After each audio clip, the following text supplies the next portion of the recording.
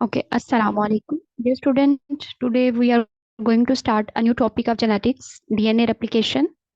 First, you need to know what is replication and why there is necessary for replication and what is the process of replication. Actually replication का मतलब ये होता है copy करना, ठीक है। और यहाँ पे हम डीएनए की कॉपी कर रहे हैं, इसलिए हम यहाँ पे डीएनए रेप्लिकेशन की बात कर रहे हैं, ठीक है। डीएनए से डीएनए की कॉपी बनाना डीएनए रेप्लिकेशन कहलाता है। अब आपको पता है कि जो डीएनए का मॉडल था ये वॉटसन एंड क्रिक ने पेश किया था, और इनके अकॉर्डिंग जो डीएनए है ये एक डबल स्ट्रैंड या डबल हेलिकल स्ट्रक्चर है that contain nitrogenous bases and in which adenine, guanine, thymine, and cytosine, four nitrogenous bases are present, and adenine is always paired with thymine, and guanine always paired with cytosine, but with different hydrogen bonding. Adenine and thymine contain double hydrogen bonding, as you can see here, and guanine and cytosine contain triple hydrogen bonding. इसके अलावा ये जो एक हेलिक है इसका diameter 3 to 4 nanometre होता है। तो नाइट्रोजनस बेसिस का जो डायमीटर है वो 3.4 नैनोमीटर होता है, 0.34 नैनोमीटर होता है। और एक हेलिक्स के अंदर 20 बेसिस होती हैं या फिर 10 बेस पेयर्स प्रेजेंट होते हैं, ठीक है। और ये जो नाइट्रोजनस बेसिस हैं आपस में हाइड्रोजन बॉन्डिंग के साथ अटैच्ड होती हैं, बट इनके दरमियान फॉस्फोडाइएस्टर बॉन्ड प्रेजेंट होता है, ठीक है।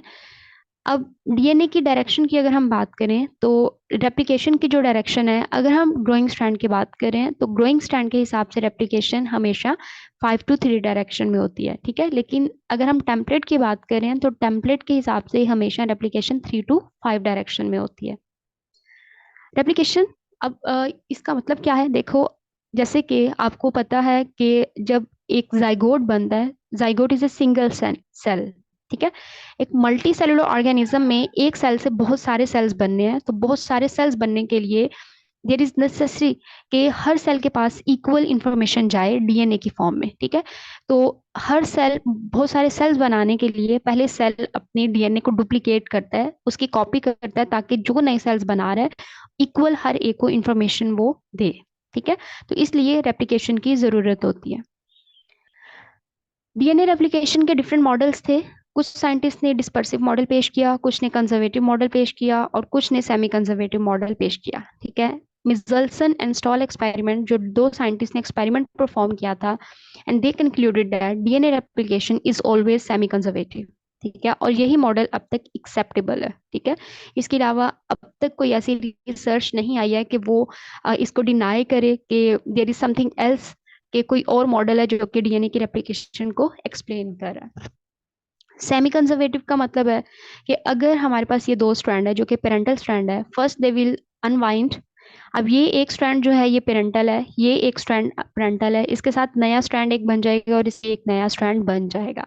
इसका मतलब है हाफ स्ट्रैंड जो है वो पुराने वाला है, हाफ नया बना है, तो ये सेमी कंजर्वेटिव है।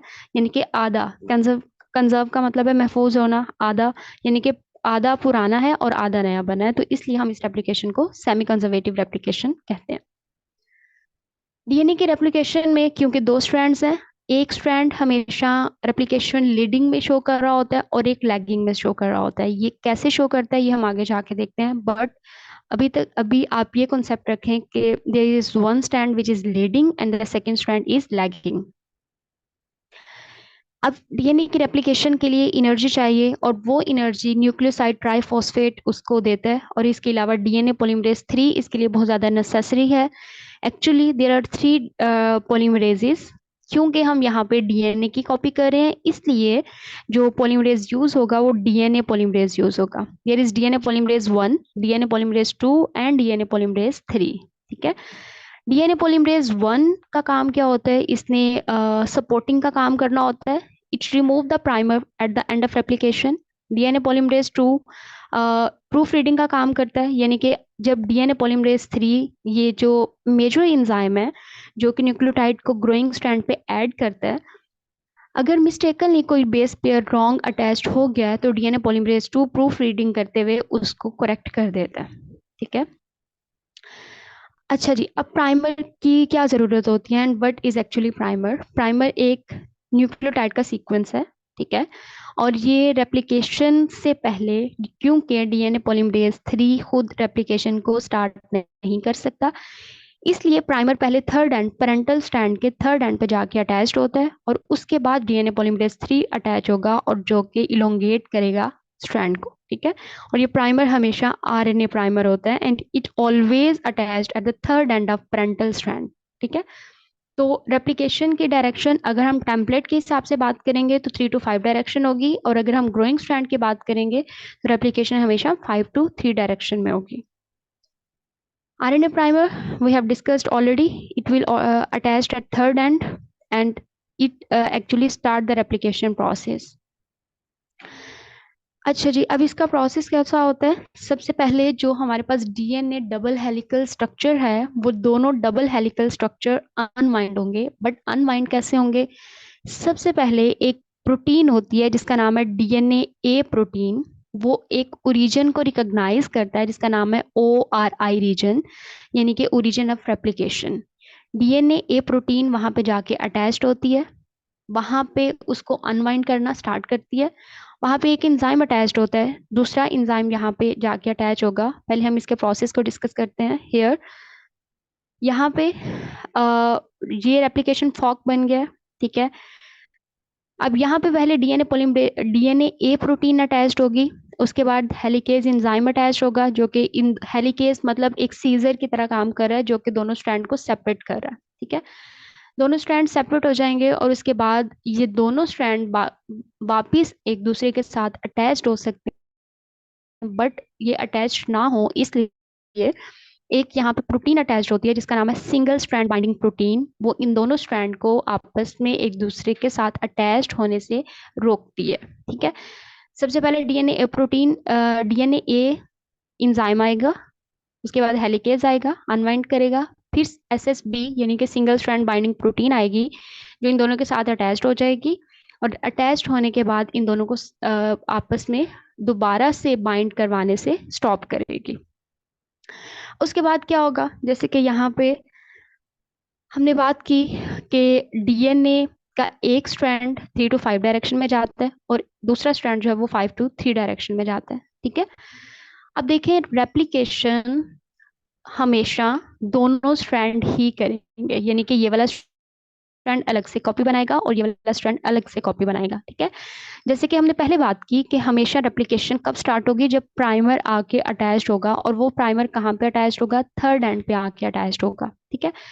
अब अगर ये स्ट्रैंड 5 to 3 डायरेक्शन में है तो इसके थर्ड एंड पे पहले यहाँ पे आके प्राइमर अटैच्ड हो जाएगा।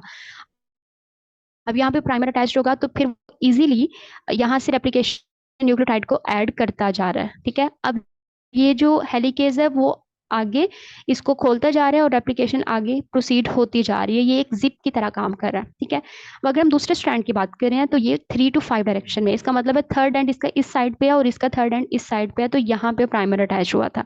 अब यहाँ पे ये इसका प्राइमर यहाँ पे अटैच होगा, अब इसकी डायरेक्शन यहाँ पे यूं जाएगी। अब देखो, जहां से रेप्लिकेशन स्टार्ट हुई थी उसको हम रेप्लिकेशन फॉग कहते हैं या रेप्लिकेशन बबल कहते हैं। अब ये इस डायरेक्शन में जा रहा है और ये इस डायरेक्शन में जा रहा है, इसका मतलब है ये वाला strand towards the replication fog जा रहा है और ये strand away from the replication fog जा रहा है।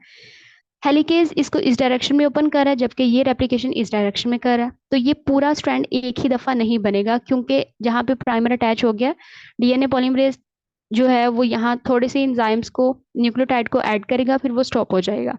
फिर अगेन हमें इसको दोबारा से रिज्यूम करने के लिए एक और प्राइमर अटैच करने की जरूरत है। फिर हम प्राइमर अटैच करेंगे, फिर वो रेप्लिकेशन करेगा थोड़ी सी, उसके बाद फिर ये स्टॉप हो जाएगा, फिर हमें प्राइमर लगाने की जरूरत होती है, फिर वो रेप्लिकेशन करता है। तो इसका मतलब है कि वो स्ट्रैंड जो कि away from the replication fog जा रहा है और ये टूवर्ड द रेप्लिकेशन फॉग जा रहा है, ठीक है। जो अवे जा रहा है वहां पे हमें बहुत सारे प्राइमर अटैच करने की जरूरत होती है, लेकिन जो टूवर्ड द रेप्लिकेशन फॉग जा रहा है उसमें सिर्फ हमें एक प्राइमर अटैच करने की जरूरत होती है, ठीक है।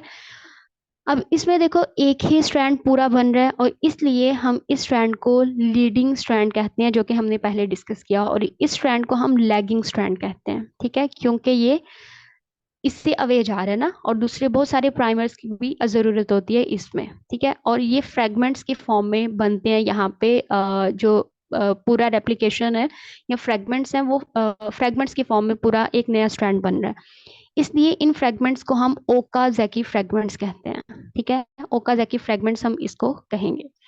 एट द एंड क्या होगा, ये जो ओकाज़की फ्रेगमेंट्स हैं इनको डीएनए लाइगेज एंजाइम आपस में अटैच कर देगा। ठीक है, और आरएनए प्राइमर को रिमूव कर दिया जाएगा, क्योंकि हम डीएनए बना रहे हैं, आरएनए का कोई काम नहीं है। डीएनए आरएनए प्राइमर को रिमूव कर दिया जाएगा और वहां पे डीएनए की जो बेसिस हैं वो अटैच्ड कर दी जाती हैं। और टर्मिनेशन एक जब उसको पता चल जाए कि अब रेप्लिकेशन को स्टॉप करना है तो वो टर्मिनेटर रीजन पे पहुंचता है। टर्मिनेटर रीजन पे पहुंचने के बाद जो रेप्लिकेशन का प्रोसेस है वो स्टॉप हो जाता है, और इसी तरीके से एक स्ट्रैंड से दो स्ट्रैंड बनते हैं। फिर जब दो स्ट्रैंड दोबारा से रेप्लिकेट करेंगे तो वहां से दो स्ट्रैंड, जैसे यहाँ से एक स्ट्रैंड था, ये यहाँ से दो स्ट्रैंड बन गए, फिर दो रेप्लिकेट करेंगे तो चार स्ट्रैंड्स बन जाएंगे एंड सो ऑन। ठीक है, और रेप्लिकेशन की डायरेक्शन हमेशा आपने माइंड में रखनी है। टेम्पलेट स्ट्रैंड की 3 to 5 डायरेक्शन में जाती है और न्यू स्ट्रैंड की 5 to 3 डायरेक्शन में जाती है। यही जो हमने बात की पहले रेप्लिकेशन बबल की, जहाँ से रेप्लिकेशन स्टार्ट होती है, और रेप्लिकेशन जो है वो किसी भी स्ट्रैंड पे जाके अटैच्ड हो सकती है। जैसे यहाँ पे अटैच्ड होगी तो इसको हम ओरिजिन ऑफ रेप्लिकेशन कहेंगे, इसको भी कह सकते हैं, इसको भी। रेप्लिकेशन फॉर्क और रेप्लिकेशन बबल में ये फर्क होता है कि अगर आप इसका क्रॉस सेक्शन ले लेना, इसको आधा काट लें, तो जो इसका आधा पोर्शन होता है वो रेप्लिकेशन फॉर्क कहलाता है, और जो पूरा है वो इसका रेप्लिकेशन बबल है। अच्छा जी, यही हमने पहले बात की थी। डीएनए पॉलीमरेज 3 होते हैं, 1, 2 एंड 3, और तीनों का फंक्शन भी हमने डिस्कस किया था। 1 का काम क्या होता है, प्राइमर को रिमूव करवाना। 2 का काम होता है प्रूफ रीडिंग करना, और 3 का काम होता है न्यूक्लियोटाइड को ऐड करना। ठीक है, ये हमने पहले ये सारा जो प्रोसेस है ये ऑलरेडी उस डायग्राम के अंदर मैं आपको बता चुकी हूँ। यही सारी चीजें हैं जो यहाँ पे भी मेंशन है। ठीक है, इनिशिएशन कैसे होती है, इलोंगेशन कैसे होती है, यहाँ पे ये सारे बेसिस जो हैं वो दिखाए गए हैं कि एक ये वाला स्ट्रैंड जो है वो पुराना स्ट्रैंड है, इसके साथ ये जो नया स्ट्रैंड वापस से बन गया। अब ये कुछ इंजाइम्स हैं जो कि टोपोआइसोमरेज 1 और टोपोआइसोमरेज 2, जिसको डीएनए गायरेज कहते हैं। ये जो टोपोआइसोमरेज 1 है, it act by making a transient single cut in the backbone of DNA, enabling the strand to swivel around each other to remove the buildup of twist। यानी कि ये जो उसकी ट्विस्टिंग है उसको रिमूव करवाने में काम कर रहे होते हैं इंजाइम।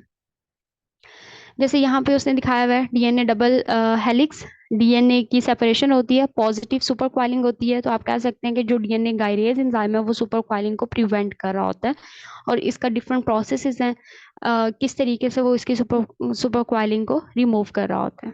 ठीक है, primer are removed by DNA polymerase 1, जैसे कि हमने पहले भी बात की, डीएनए पॉलीमरेज 1 है जो कि प्राइमर्स को रिमूव कर देता है उसके स्ट्रैंड से। और किस किस तरीके से टर्मिनेटर इसकी टर्मिनेशन कैसे होती है, डीएनए रेप्लिकेशन की, जब वो टर्मिनेटर साइड पे पहुंचता है उसकी रेप्लिकेशन जो है वहां पे स्टॉप हो जाती है। ठीक है, अब इसके हमने कुछ फैक्टर्स पढ़ने हैं जो कि डीएनए की रेप्लिकेशन को स्टॉप करता है। ये सबसे पहले हमने डिस्कस किया था कि डीएनए की रेप्लिकेशन की ज़रूरत क्यों होती है, क्योंकि हर सेल ने एक नया सेल बनाना है। एक दफ़ा डिवाइड होगा तो दो सेल्स बनेंगे, और दोनों सेल्स में इक्वल डीएनए जाना चाहिए, इसलिए ये डीएनए रेप्लिकेट कर रहा होता है। और ये हमेशा माइटोसिस से पहले जो इंटरफेज होता है उसमें एस फेज है, एस फेज में सिंथेसिस होती है, तो ये सारा प्रोसेस उस एस फेज में हो रहा होता है। ठीक है, टीलोमियर्स और टीलोमियर का जो कंटेंट है वो ज़्यादातर कैंसरस सेल्स में सबसे ज़्यादा होता है। ठीक है, क्योंकि वो बहुत जल्दी रैपिडली ग्रो कर रहे होते हैं, वो इमेच्योर सेल्स होते हैं, इसलिए उसमें टीलोमियर जो है वो स्टेम सेल्स में और कैंसर सेल्स में ज़्यादा होता है, और इसकी एक्टिविटी ओल्ड एज में लॉस्ट हो जाती है। पोटेंशियल टारगेट है जो एंटी कैंसरस ड्रग्स हैं वो। ठीक है, अब कुछ इनहिबिटर्स हैं डीएनए रेप्लिकेशन की। सबसे पहले है बैक्टीरियल डीएनए गायरेज, जिसको टाइप 2 टोपोइसोमेरेज कहते हैं। It could be inhibited by novobiosine and nalidic acid। इसके अलावा ciprofloxacin interfere with DNA breakage and rejoining process। Mammalian topoisomerase inhibited by etoposide and adriamycin used as an anti-cancer drug। Then nucleoside analog also inhibit replication and use as an anti-cancer drug। ये कुछ inhibitors हैं जो कि DNA replication को prevent करते हैं in some important occasions. I hope DNA replication का process आपके लिए क्लियर हो गया होगा। अगर आपको आज की वीडियो पसंद आई है तो प्लीज़ वीडियो को लाइक करें, शेयर करें, सब्सक्राइब करें।